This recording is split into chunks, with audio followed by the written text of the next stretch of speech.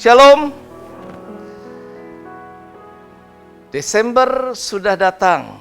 Sebentar lagi kita akan merayakan Natal. Belahan dunia lain bahkan di Arab dengan penuh sukacita mempersiapkan diri. Walaupun kita sekarang ada di situasi pandemi, namun kita percaya kemurahan Tuhan akan tetap menyertai kita sampai selama-lamanya. Hari ini kita akui bahwa kita ada pun semua karena anugerah Tuhan. Nah, kembali kita akan melanjutkan bahasan kita dari tema minggu lalu, yaitu jaminan kepastian di dalam Tuhan. Kita review, kita coba melihat kembali firman Allah yang mendasari hal ini adalah di dalam 1 Tesalonika 1 ayat yang kelima firman Allah berkata demikian, kita baca 2-3. Sebab Injil yang kami beritakan bukan disampaikan kepada kamu dengan kata-kata saja, tetapi juga dengan kekuatan oleh Roh Kudus dan dengan suatu kepastian yang kokoh. Artinya firman Tuhan ini bukan basa-basi. Firman Tuhan ini bukan cuma sekedar kalimat kata yang baik indah buat kita sekalian, janji-janji yang gombal, tetapi memiliki sebuah kepastian yang kokoh yang tidak akan pernah berubah. Sebab Tuhan sanggup untuk menepati semua janjinya. Nah, kita lihat dalam pergumulan daripada Daud ketika dia sudah diangkat, dia menghadapi, begitu dia menjadi raja, maka dia menghadapi sebuah tantangan. Tantangan yang tidak kecil. Tetapi Daud mencari Tuhan. Dia datang kepada Allah, dia bertanya kepada Tuhan sebelum dia mengerjakan segala sesuatunya. Karena hal itu adalah hal yang sangat penting.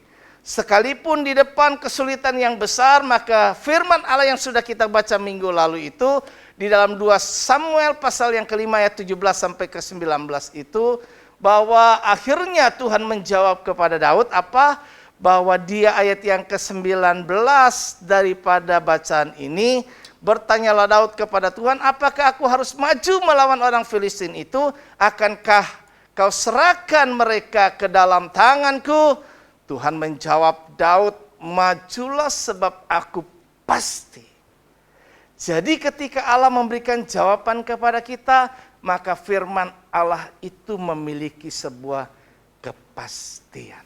Itu sebabnya kita tidak datang kepada orang lain. Kita tidak datang kepada hal-hal perkara duniawi. Kita tidak datang kepada gunung kawi yang tidak memberi kepastian. Tetapi kita datang kepada Allah dan jawabannya pasti karena Dia mampu.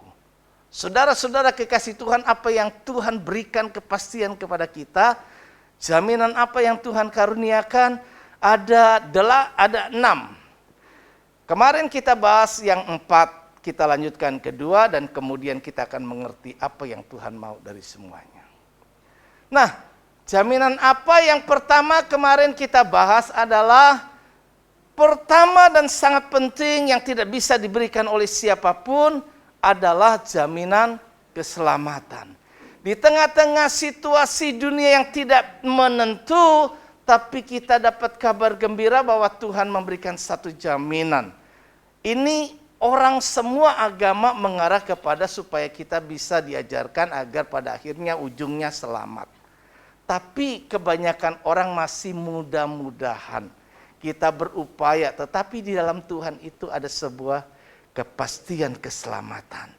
Karena firman-Nya yang mengatakan bahwa karena Allah tidak menetapkan, tidak memvonis, tidak memutuskan kita itu untuk ditimpa murka Allah oleh karena dosa kita. Upah dosa adalah maut. Gitu. Jadi Allah tidak menetapkan kita untuk menerima itu, tetapi beroleh keselamatan oleh Yesus Kristus Tuhan kita. Karena itu kita bersyukur, kita pertahankan iman percaya kepada Tuhan. Sekali Yesus tetap Yesus. Tidak ada hal-hal yang bisa merubah kita, tidak ada hal yang bisa menggantikan Yesus dalam hidup kita. Karena Yesus jalan keselamatan, jalan kebenaran, dan jalan kehidupan. Nah, yang kedua yang kita terima adalah jaminan pemeliharaan. Udah dapat jaminan keselamatan, Allah itu bukan Allah yang cuma bisa menciptakan. Kalau kita melahirkan seorang anak, kita bukan cuma orang tua yang bisa melahirkan anak ke dalam dunia, habis itu kita telantarkan, kita biarkan. Allah kita Allah yang bertanggung jawab. Ketika Dia memberikan kita kesempatan untuk lahir ke dalam dunia, maka Dia juga memberikan sebuah jaminan kepastian untuk memelihara kehidupan kita. Dia katakan, burung di udara Tuhan pelihara, apalagi kita anak manusia. Ya, karena itu dikatakan hidup dan kasih setia Kau karuniakan kepadaku, dan pemeliharaanmu menjaga nyawaku. Ada campur tangan Tuhan di dalam kehidupan kita. Jadi betapa baiknya Tuhan dan betapa Dia bertanggung jawab atas semua yang telah Dia ciptakan. Yang ketiga, kita belajar bahwa ada juga jaminan penyertaan. Udah dapat keselamatan, dipelihara Tuhan, dan Allah nggak cuma begitu, Dia tetap menyertai dan melindungi. Bahkan Dia akan tuntun kita kepada kemenangan tetap bersama dengan Tuhan.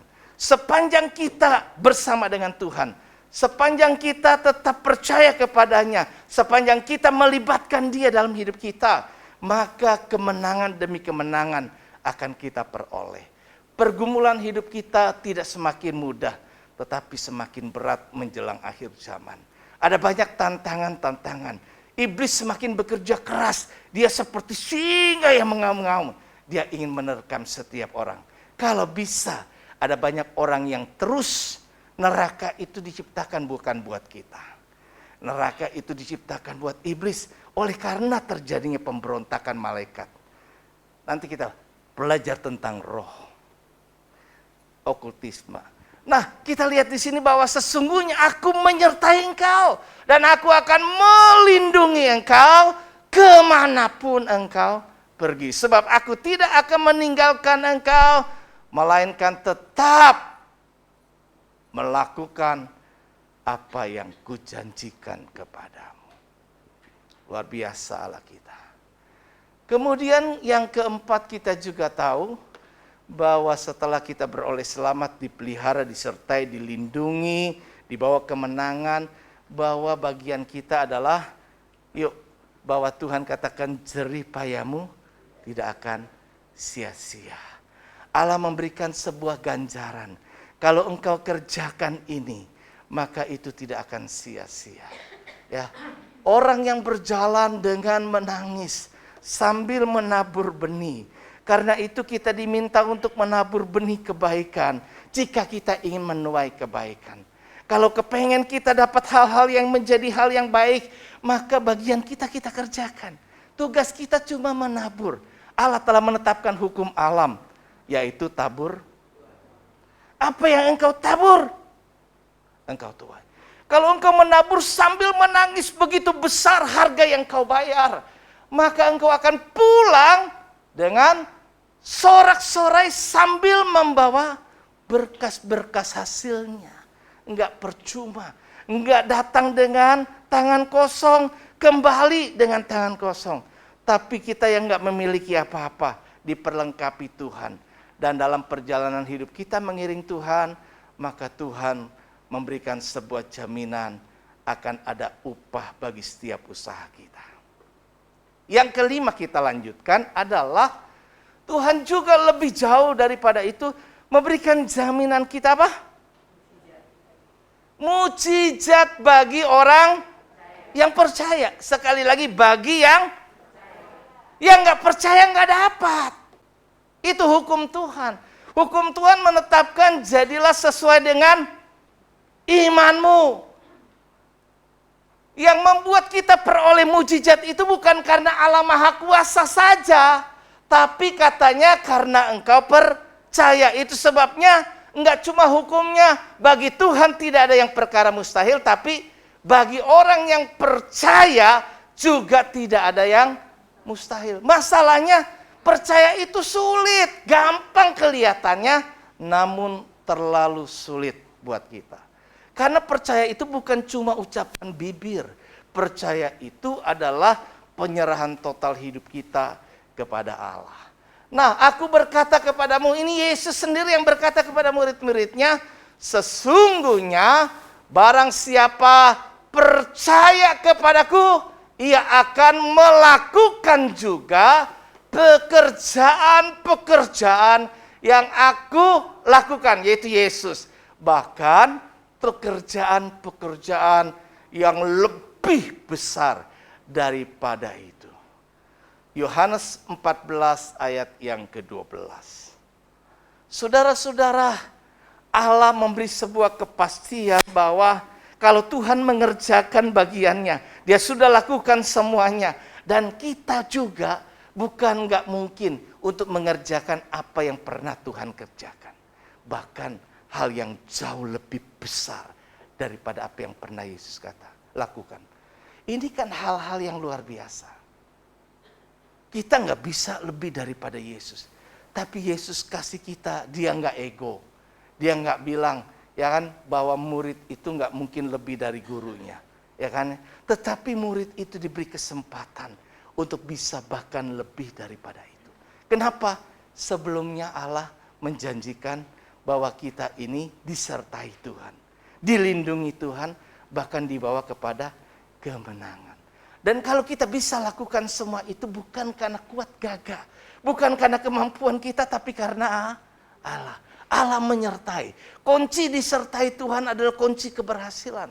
Semua orang yang disertai Tuhan, dibuat Tuhan, bukan dibuat kita. Bukan kita yang buat, dibuat Tuhan berhasil. Jadi kita akan mungkin bisa mengerjakan apa yang tidak mungkin. Masalahnya manusia seringkali menilai kemampuan Tuhan dengan logika kita sebagai manusia ciptaan. Bayangkan kita yang terbatas, cuma ngukur Tuhan itu dengan ukuran kita. Itu yang keliru kebanyakan. Kita lihat ini rasanya nggak masuk logika. Nggak mungkin. Manusia kebanyakan menggunakan logika.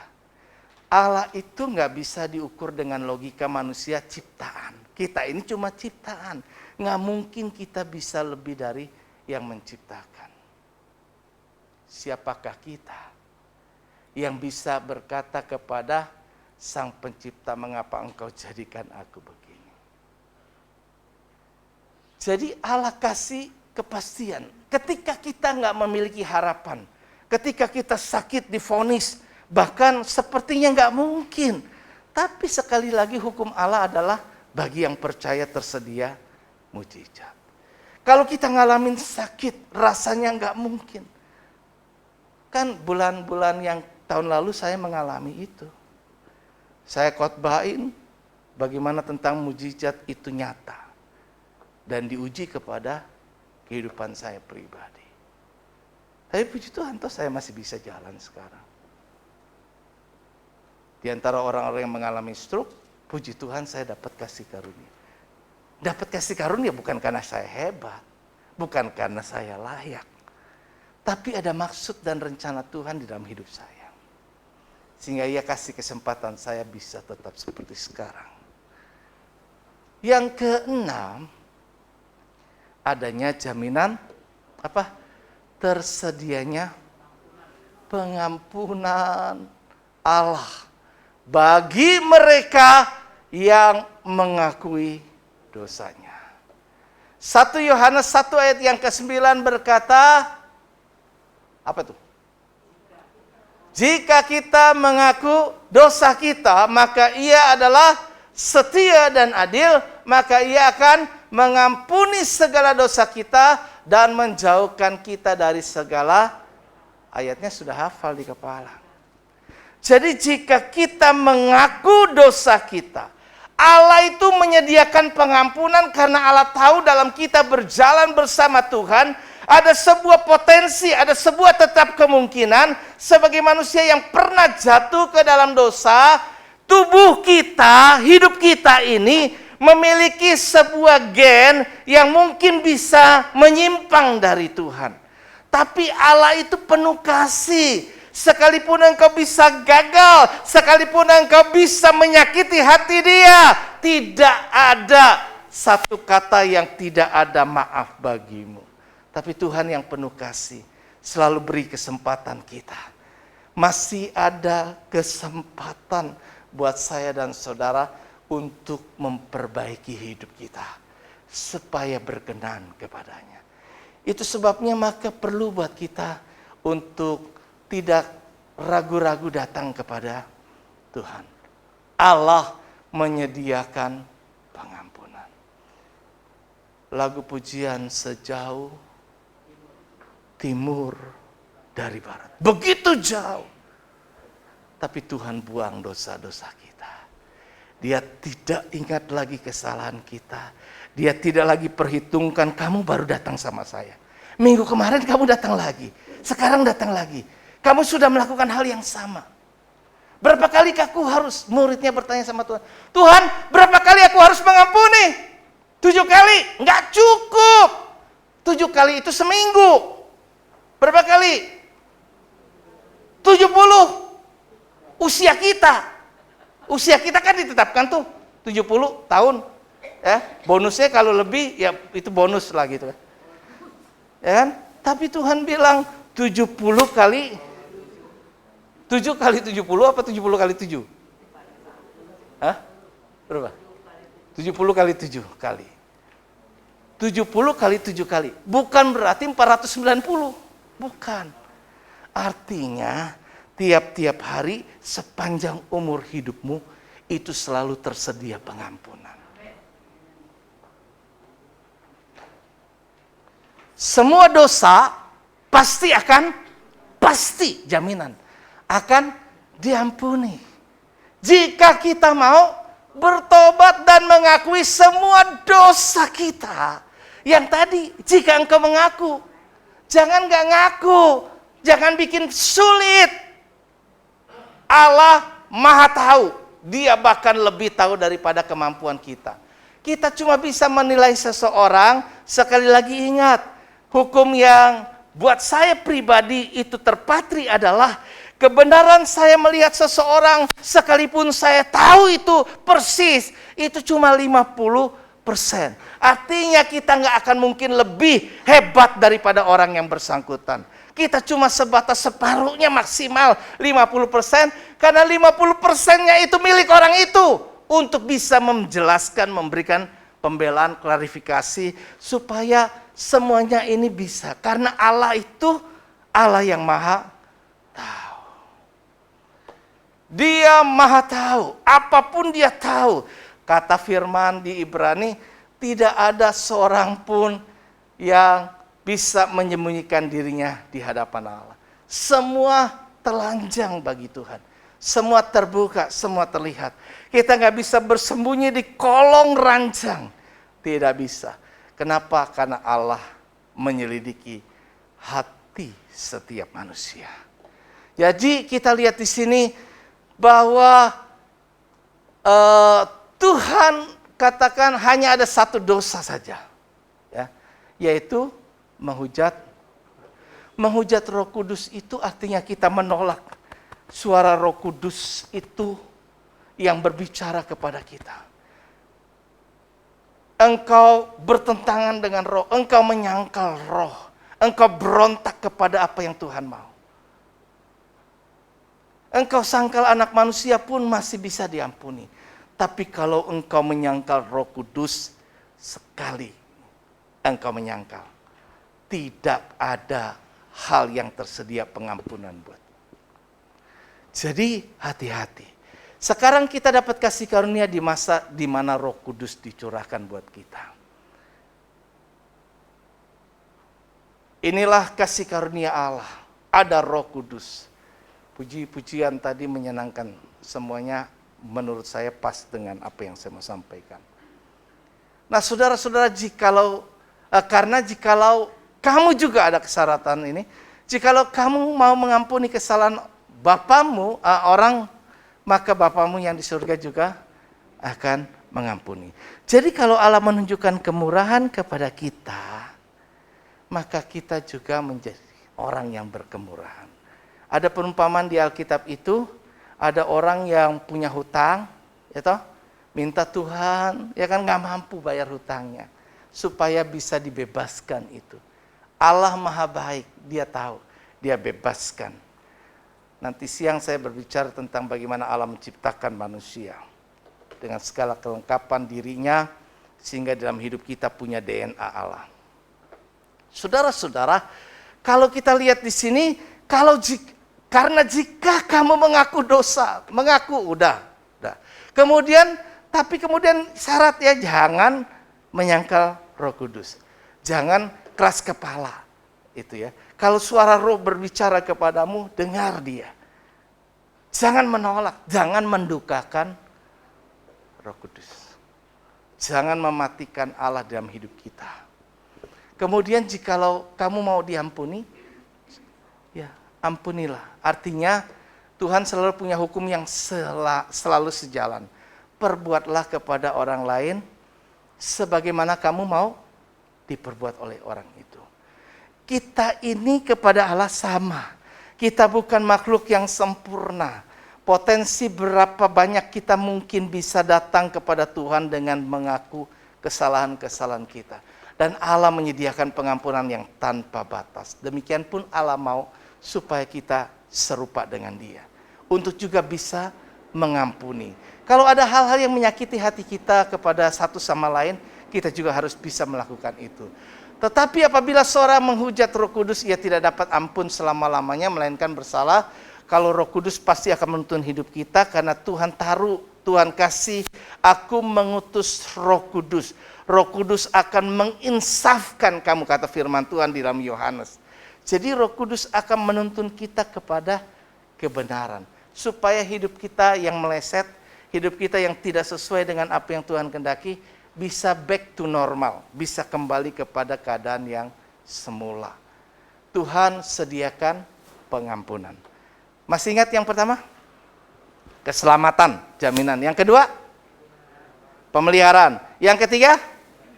Penyertaan, perlindungan, dan kemenangan kita bisa peroleh. Yang keempat? Usaha kita tidak sia-sia. Jadi Allah tahu, yuk kerjakan bagian, maka tidak akan sia-sia. Yang kelima? Mujizat bagi yang percaya. Dan yang keenam, pengampunan jika dalam hidupmu meleset di hadapan Allah. Jadi semuanya itu Tuhan berikan kepada saya dan saudara, menunjukkan betapa begitu baiknya Tuhan di dalam hidup kita. Karena itu tadi pujian supaya kita ucapkan syukur kepada Allah. Nah, coba kita lihat selanjutnya adalah apa sih yang Tuhan inginkan dari saya dan saudara itu, dengan memberikan semua jaminan kepastian tersebut di atas yang tadi saya sudah uraikan. Kalau Tuhan kasih ini, kasih itu semuanya. Kalau Tuhan kasih perlengkapan hidup kita, kita yang bujangan terus kemudian kasih teman hidup. Karena Allah tahu bahwa kita ini tidak baik seorang diri. Allah perlengkapi, Allah sempurnakan hidup kita. Kita rasanya kekurangan, kita rasanya susah. Kemudian Allah perlengkapi dengan berbagai hal sehingga kita tetap hidup. Nggak ada satupun manusia semiskin apapun kita jumpai yang makanannya ganti nasi dengan pasir. Betul? Nggak ada. Nggak ada orang yang makan pasir karena tidak ada nasi. Kalau engkau minta apa? Kan ada kan? Itu apa? Roti dikasih apa? Ya, nggak mungkin gitu loh. Bapamu tahu. Semua diperlengkapi Tuhan. Ada 6 hal yang diperlengkapi tadi. Tapi sekali lagi sadar tahu bahwa ada maksud Tuhan kasih semuanya ini. Yang pertama ada 3 hal. Yang pertama ingat bahwa Allah mau, Tuhan mau kita mengandalkan Dia. Dan mempercayakan hidup seutuhnya, nggak ada yang tersisa, kepadanya. Kenapa Allah mau kita mengandalkan Dia? Allah sudah menunjukkan diri bahwa Dia memberikan jaminan itu semua, bahwa Dialah satu-satunya yang memberikan kepastian dalam hidup kita, Bagi dia itu punya kemampuan. Karena itu kalau engkau salah mengandalkan orang, mengandalkan yang lain, engkau kecewa, salahmu sendiri. Kita ini hidup banyak pilihan. Pilihan kita apa? Kita yang menentukan. Saya memilih percaya sama Tuhan. Mempercayakan. Mempercayakan itu artinya melepaskan semua hak-hak kita. Menyerahkan, mengikuti apa yang menjadi kehendak dan rencana Tuhan. Itu di bagian firman yang kedua nanti saya sampaikan. Di jam 11. Saudara-saudara, bahwa kita harus mempercayakan, serah. Mempercayakan, serah terima. Pindah pengendalian hidup kita. Dan Allah bertanggung jawab atas hidup kita kalau kita menyerahkan. Tapi kalau kita masih pegang erat-erat, campur tangan Tuhan itu terbatas. Kenapa? Karena cuma kita yang kendalikan hidup ini. Tapi kalau kita serahkan, percayakan. Tadi ya, melepaskan hak-hak kita. Hak untuk memilih, hak untuk memutuskan, hak untuk memenuhi keinginan kita. Kita percayakan semua karena Allah sudah kasih jaminan. Jadi andalkan Tuhan saja. Andalkan Tuhan. Beberapa alasan kenapa kita perlu mengandalkan Tuhan dan mempercayakan hidup kepada Dia adalah, ingat pertama, sebab bagi Tuhan tidak berlaku force major. Artinya sesuatu kejadian di luar kemampuan karena kejadian alam. Semua garansi, semua jaminan, asuransi, itu ada klausul, ada satu kalimat yang pasti menetapkan, saya menjamin segala sesuatu dalam pengendalian, tapi di luar pengendalian tidak dijamin. Kalau ada force major, ada kejadian alam, gak bisa. Kenapa? Karena di luar kemampuan manusia. Tapi bagi Allah itu tidak ada hal yang tidak mungkin. Tidak ada hal yang tidak bisa dikendalikan.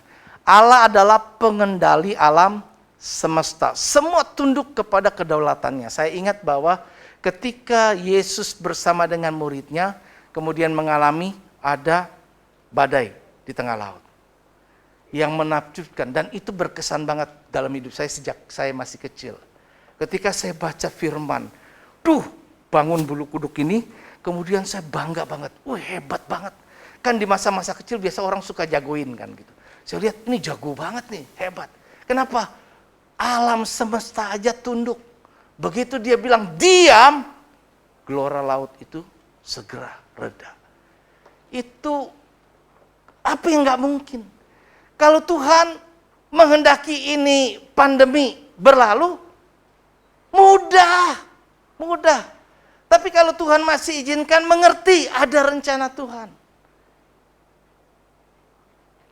Tapi Allah tidak pernah menetapkan kita terkena bencana. Karena itu ada bagian-bagian yang harus kita kerjakan. Ya. Semua tunduk kepada kedaulatannya. Tuhan dapat mengarahkan segala sesuatunya untuk mencapai tujuannya. Kita lihat bagaimana kekuasaan Tuhan membuat hati Firaun yang keras pun bisa diarahkan supaya bisa melepaskan bangsa Israel. Jadi kedaulatan Allah atas setiap manusia, atas alam semesta, itu sesuatu yang bisa kita andalkan Tuhan bagi hidup kita. Yang kedua alasannya bahwa kita lihat tidak ada yang mustahil tadi. Ya, tidak ada yang mustahil. Tidak ada yang tidak mungkin, sebab Tuhan itu maha kuasa. Kemudian yang ketiga adalah Allah adalah pribadi terpercaya. Track record-nya, artinya tuh sejarah hidupnya itu tidak ada yang cacat celah. Ketika dia berkata janji besok kamu akan punya anak, maka besok punya anak. Kita lihat dalam cerita, sekalipun sudah mandul, pada waktu yang sama tahun depan engkau akan punya anak. Sarah kemudian ketawa di balik pintu. Aku yang sudah peyot, sudah monopos, udah nggak mungkin lagi. Aku yang sudah kehilangan gairah, bagaimana mungkin aku bisa punya anak? Tapi track record Tuhan, apa yang Dia ucapkan, itu yang terjadi. Jadi andalkan Tuhan. Serahkan hidup kita sama Dia. Kalau kita lakukan ini, maka yang kedua yang Tuhan kehendaki dari kita adalah apa? Agar kita dapat lebih fokus hidup bagi Tuhan. Allah menciptakan saya dan saudara bukan untuk bagi hidup diri kita sendiri. Bagi kepentingan, kita ada untuk kepentingan Tuhan. Kenapa Dia ciptakan dia? Kenapa Dia ciptakan saya? Karena saya ini ada rencana Tuhan, ya, tujuan Tuhan untuk kepentingan Tuhan. Saya meyakini waktu saya sakit, saya pikir ini Gunung Sari siapa yang akan melayani? Pas sekarang ini kan cuma saya. Waktu itu masih ada Ibu Vina. Saya masih bisa mengharapkan ketika kalau nanti kalau ada apa-apa, waktu itu saya masih bekerja bukan? Kalau soal urusan pemakaman mungkin bisa dibantu, ada Om Parno dulu, ada Ibu Vina. Saya nggak bisa layani di kuburan karena bekerja, mereka bisa. Terus sekarang segala sesuatunya ya masih sendiri sih sekarang ini gitu loh. Jadi saya pikir kalau saya seperti ini bagaimana GB Gunung Sari. Tapi Allah tahu. Itu pikiran saya. Maksud saya adalah tetap koneknya sama Tuhan. Tuhan ini saya maunya bagaimana. Tapi Tuhan masih mau pakai di sini saya. Maka Dia sembuhkan saya. Dia tolong saya. Kalau saya udah moyung buat Tuhan, ya sudah. Moyung lu. Gak ada gunanya. Mungkin ini momentum yang terbaik. Untuk bukan mendepak kamu secara kasar, tapi depok kamu dengan penyakit. Bisa toh? Saya nggak mampu lagi. Yang lain-lain. Tapi Tuhan punya rencana dalam hidup saya. Begitupun dengan saudara. Dengan saudara. Gitu loh. Jadi kita lihat bahwa track recordnya Tuhan itu baik. Semuanya udah tadi. Cuma sekarang Allah punya rencana dalam hidup kita adalah supaya kita ini udahlah. Lu gak pusing lah. Fokus aja hidupnya buat Tuhan. Apa yang kau butuhkan? Sudah disediakan. Apa yang kau mau? Semuanya Allah mengerti. Sekarang jangan terlalu sibuk dengan urusanmu sendiri. Sekarang Tuhan mau, Tuhan colek, lu mau apa sih? Kalau orang mau minta, Pak Wito bantu saya ya, saya baru bikin perusahaan, saya tahu Pak Wito bisa mampu. Waduh, bagaimana nanti? Saya bilang, Pak Wito butuh apa? Semuanya ini, saya penuhi. Sekarang yang saya mau adalah menyerahkan hidup tadi, menyerahkan semua kerja sama saya, pindah aja sama saya. Semua kebutuhan saya penuhin lah.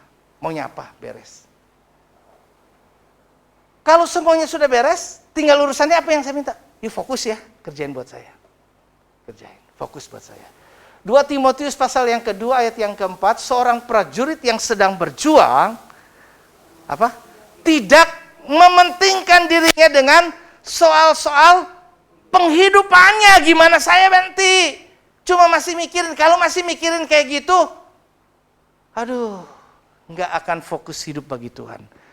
Supaya dengan demikian ia berkenan kepada komandannya. Para tentara-tentara dijamin oleh negara untuk kehidupannya.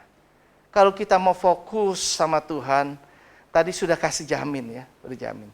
Pertama tadi, udah andalkan Tuhan, percayakan hidup sama Allah. Dan lebih daripada itu sekarang tinggal fokus. Kita perhatikan seorang yang bertanding, hidup ini ada pertandingan. Ya. Seperti halnya dengan pertandingan. Setiap peserta dituntut untuk fokus agar bisa menjadi juara. Tuhan tadi mau supaya kita bisa jadi juara, membawa kita kepada kemenangan. Tapi kemenangan hidup kita jangan diukur dari kita sendiri. Oh, kalau saya ini berarti saya hebat. Oh, kalau saya punya ini, saya berhasil gini, berarti saya ini. Tapi biarlah keberhasilan itu menurut ukuran Tuhan, bukan ukuran manusia. Jadi juara itu bukan menurut kita, tapi menjadi juara di hadapan Allah. Karena pada akhirnya semua yang kita punya, ingat, yang akan menentukan hidup kita ke depan adalah di masa kekekalan nanti. Manusia akan kembali kepada kodrat ilahi setelah Allah menciptakan manusia punya darah daging, itu gennya adalah gen Allah. Gen Allah itu apa? Allah itu kekal. Karena itu manusia kalau mati selama hidup di dunia ini, itu karena akibat dosa. Kalau manusia nggak bikin dosa, manusia nggak mati. Karena sebelum kejadian, kan Tuhan sudah bilang, kalau engkau makan buah pengetahuan baik dan jahat, Tuhan, engkau mau seperti Tuhan, Allah itu di atas engkau, maka Tuhan buat engkau bisa mati. Kalau enggak, tidak. Itu menunjukkan engkau sudah salah, engkau sudah berontak. Karena itu Allah kekuasaannya. Siapa kamu? Aku bisa buat engkau mati. Sekalipun engkau punya duit, engkau tidak bisa membeli hidup. Engkau tetap bisa mati. Tapi setelah mati ingat, engkau akan bertanggung jawab atas hidupmu. Ketika saya berikan hidup kepada engkau. Karena itu manusia akan diadili Allah. Baik yang hidup maupun yang mati. Itu firman. Tidak ada satu manusia pun yang bisa luput dari pengadilan Allah. Nah, karena itu ketika kita fokus, kita seperti pertandingan, Tuhan mau kita jadi juara. Karena itu kalau kita mau jadi juara, kita nggak boleh dialihkan perhatian kita kepada yang lain. Orang yang bersorak-sorak, gini-gini. Atau yang teriakin, wah. Kan supporter itu bisa mempengaruhi pemain. Betul? Ya. Kalau dia kasih semangat gini-gini, wah. Ada mungkin perjalanan hidup kita nggak ada orang yang kasih semangat buat hidup kita. Bahkan kadang-kadang cuma taunya yang jelek-jelek. Waduh, tendang meleset. Semua diteriakin gitu. Boleh minum? Sorry.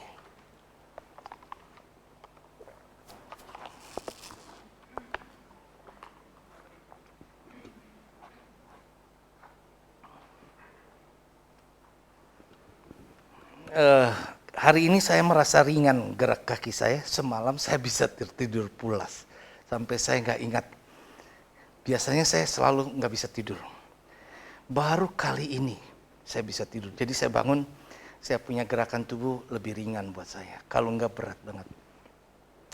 Nah, apa tadi? Tadi saya sampai mana? Apa? Oh iya, tidak terpengaruh, ya. Gitu.